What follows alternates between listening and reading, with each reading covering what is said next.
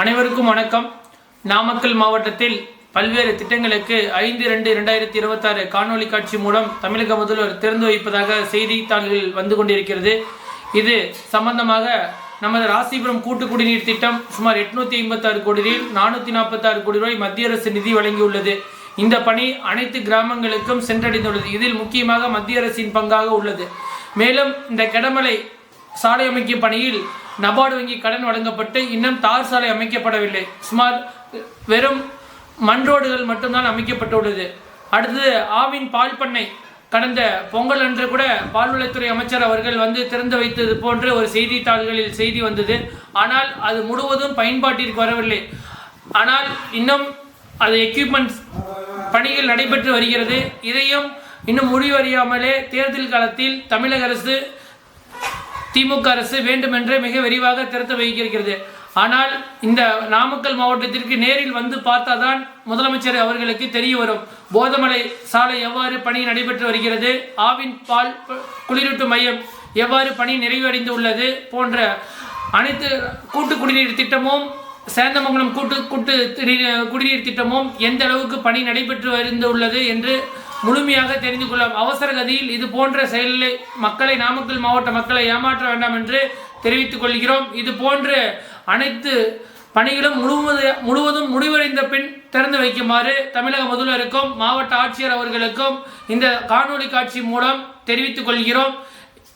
மேலும் இந்த பணிகள் நிறைவடையாமலே திறந்து வைத்தால் பணி நிறைவடையுமா என்ற சந்தேகமும் பொதுமக்களுக்கு எழுந்துள்ளது என்பதை முதலமைச்சர் அவர்களுக்கு தெரிவித்துக் கொள்கிறோம்.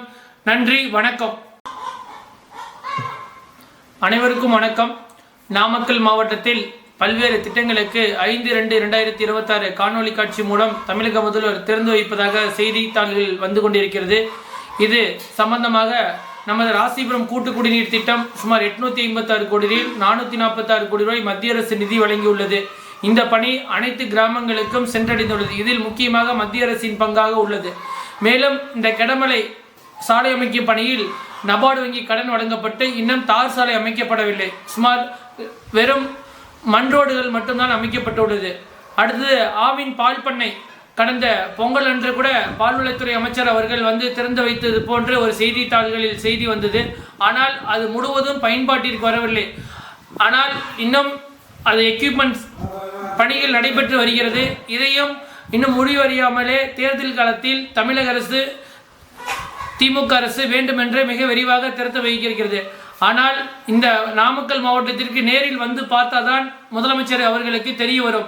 போதமலை சாலை எவ்வாறு பணி நடைபெற்று வருகிறது, ஆவின் பால் குளிரூட்டு மையம் எவ்வாறு பணி நிறைவடைந்து உள்ளது போன்ற அனைத்து கூட்டு குடிநீர் திட்டமும் சேந்தமங்கலம் குடிநீர் திட்டமும் எந்த அளவுக்கு பணி நடைபெற்று வந்துள்ளது என்று முழுமையாக தெரிந்து கொள்ளலாம். அவசர கதியில் இது போன்ற செயலை நாமக்கல் மாவட்ட மக்களை ஏமாற்ற வேண்டாம் என்று தெரிவித்துக் கொள்கிறோம். இது போன்ற அனைத்து பணிகளும் முழுவதும் முடிவடைந்த பின் திறந்து வைக்குமாறு தமிழக முதல்வருக்கும் மாவட்ட ஆட்சியர் அவர்களுக்கும் இந்த காணொலி காட்சி மூலம் தெரிவித்துக் கொள்கிறோம்.